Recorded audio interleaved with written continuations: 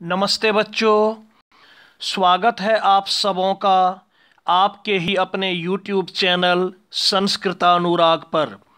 प्यारे बच्चों, आज हम लोग JCERT द्वारा संचालित 8वीं कक्षा की संस्कृत की पाठ्य पुस्तक सुभाषिका तृतीयो भागः के प्रथमः पाठः नीति श्लोकाः के MCQ प्रश्नों को समझने एवं समाधान करने का प्रयत्न करते हैं।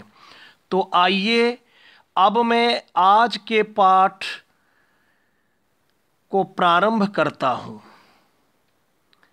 कक्षा 8 प्रथमः पाठः नीति श्लोकाः निर्देशः अधोलिखितानां प्रश्नानां उत्तराणि विकल्पेभ्यः चित्वा लिखत।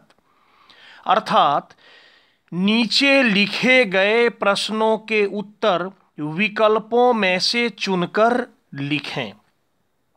नीचे जो प्रश्न दिए हुए हैं, प्रत्येक प्रश्न के 4 विकल्प दिए हैं। उन चारों विकल्पों में से जो सही विकल्प है, जो सही उत्तर है, उसको चुनकर आपको लिखना है। पहला प्रश्न, धर्मस्य कति लक्षणानि? धर्म के कितने लक्षण हैं या कितने लक्षण होते हैं? 5, 8, 9, 10। 5, 8, 9 या 10। तो बच्चों, धर्म के 10 लक्षण होते हैं, इसलिए सही उत्तर होगा घ 10। दूसरा प्रश्न, शांति तुल्यम किम नास्ति? शांति के समान क्या नहीं है? धर्मः, तपः, यशः, धनम। तो शांति के समान तप नहीं है, तो होगा ख नंबर वाला ऑप्शन तपः।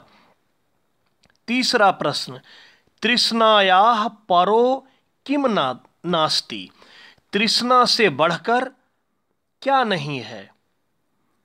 तो तृष्णायाः परो किम नास्ति, इसका ऑप्शन है व्याधि, तपः, यशः, धनम। इसका होगा व्याधि, क नंबर वाला ऑप्शन पहला ऑप्शन। दया परः किम नास्ति? दया से बढ़कर क्या नहीं है? तो दया से बढ़कर धर्म नहीं है, पहला ऑप्शन होगा धर्म। पुरुषेन कति दोषा हातव्या? पुरुषों के द्वारा कितने ऐसे दोष हैं जिनको नष्ट करना चाहिए? तो इसमें है 5, 8, षड या षट और 10, तो होगा षट। षड दोषाः पुरुषेन हातव्या भूति मिच्छता, श्लोक में है। छठा प्रश्न, कह केवलम वदति न करोति? कौन सिर्फ बोलता है, कौन केवल बोलता है, करता नहीं है? सुजनः, नीचः, सज्जनः, विद्वज्जनः। तो कौन सिर्फ बोलता है? नीचः, नीच व्यक्ति सिर्फ बोलता है, करता नहीं है। कंदेह फलेह केह कालम क्षपयन्ति? कंदमूल फलों के द्वारा कौन अपना समय बिताते हैं? कौन कंदमूल फलों को खाकर या उसके द्वारा अपना समय बिताते हैं? मुनिवराः, राजा, मंत्रिणः, राक्षसाः। तो इसका होगा मुनिवराः। मुनि लोग कंदमूल फल खाकर और तपस्या करके अपना समय बिताते हैं।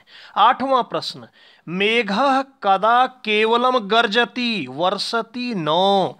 मेघ कब केवल गरजता है, बरसता नहीं है? वर्षा ऋतौ, शरद ऋतौ, ग्रीष्म ऋतौ, सर्वदा।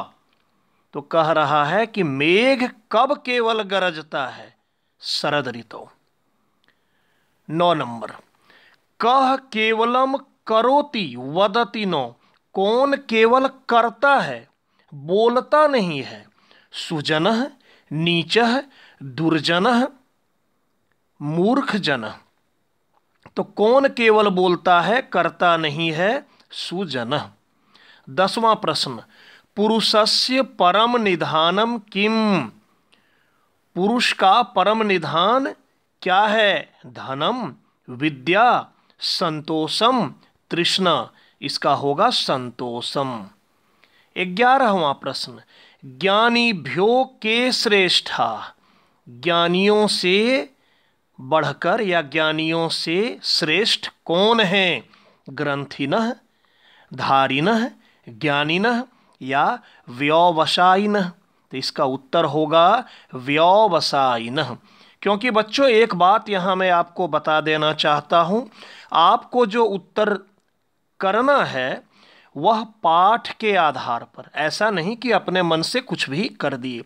पाठ में जो बातें बताई गई है, जो कही गई है, उन्हीं के आधार पर आपको सही विकल्पों का चयन करना है। तो यहाँ होगा व्यवसायिनः।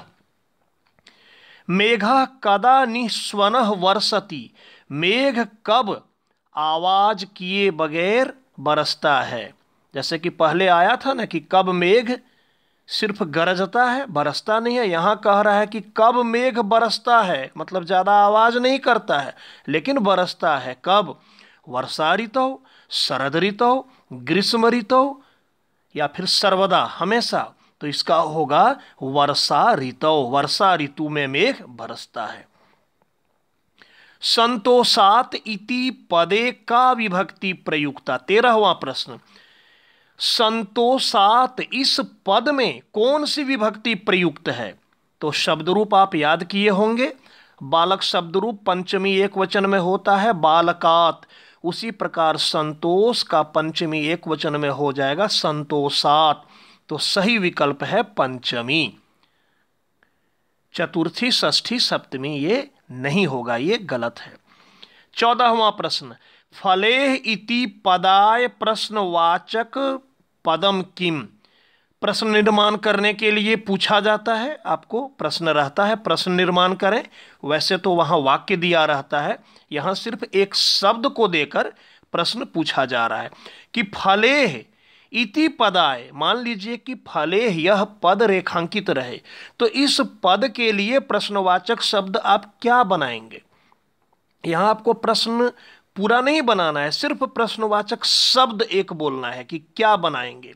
फलेह, तो फलेह में तृतीया बहुवचन है और किम शब्द रूप के पुल्लिंग के तृतीया एक वचन में होता है, पुल्लिंग और नपुंसक लिंग में होता है केह।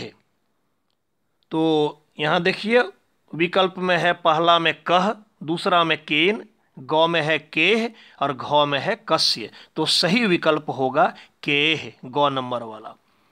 और 15वां प्रश्न, विकल्पेषु धर्मस्य लक्षणम किम, विकल्पों में से धर्म का लक्षण क्या है? तो बच्चों आपको पता है धर्म के कुल 10 लक्षण बताए गए हैं। उन 10 लक्षणों में से यदि इसमें कोई है तो आप देखें और उसको लिखें। क्रोधः, निद्रा, आलस्यम या फिर सत्यम। तो धर्म के 10 लक्षणों में से एक है सत्यम, इसलिए घ नंबर वाला विकल्प सही होगा। बच्चों मैं आपको यहाँ एक सलाह देना चाहता हूँ कि यह जो MCQ प्रश्न दिया गया है, आप चाहें तो बीच बीच में आप मेरे वीडियो को आगे पीछे कर, इसे रोक कर आप इसे लिख लें और आप अपनी परीक्षा खुद दे सकते हैं, यह जांच करने के लिए कि आपने कितनी अच्छी तरह से पाठ को पढ़ा और समझा। और अपना टेस्ट आप खुद दें। और जब आप टेस्ट दे लिए तो टेस्ट देने के बाद नीचे देखिए उत्तर दिया हुआ है, इन उत्तरों में से आप मिला सकते हैं, चेक कर सकते हैं कि आपने कितना सही किया। देखिए प्रत्येक प्रश्न के उत्तर यहाँ दिए हुए हैं, तो इस प्रकार से आप अपनी जांच कर सकते हैं। तो प्यारे छात्रों, मैं उम्मीद करता हूँ आज का वीडियो आपको काफ़ी अच्छा लगा होगा। तो अगर आपको मेरा यह वीडियो पसंद आया हो तो कृपया इसे आप लाइक, कमेंट एवं शेयर करके मुझे प्रोत्साहित करने का कार्य करें, ताकि आगे आपके लिए मैं और भी बेहतर एवं उपयोगी वीडियो बनाने का कार्य करता रहूं। साथ ही मेरे इस चैनल संस्कृतानुराग को यदि आप अब तक सब्सक्राइब नहीं किए हैं तो इसे अवश्य कर लें एवं नोटिफिकेशन को भी ऑन कर लें, ताकि मेरे द्वारा इस चैनल पर अपलोड किए गए प्रत्येक वीडियो की सूचना सर्वप्रथम आपको प्राप्त हो सके। तो बच्चों, आज के लिए इतना ही। सबों को मेरी ओर से बहुत बहुत धन्यवाद।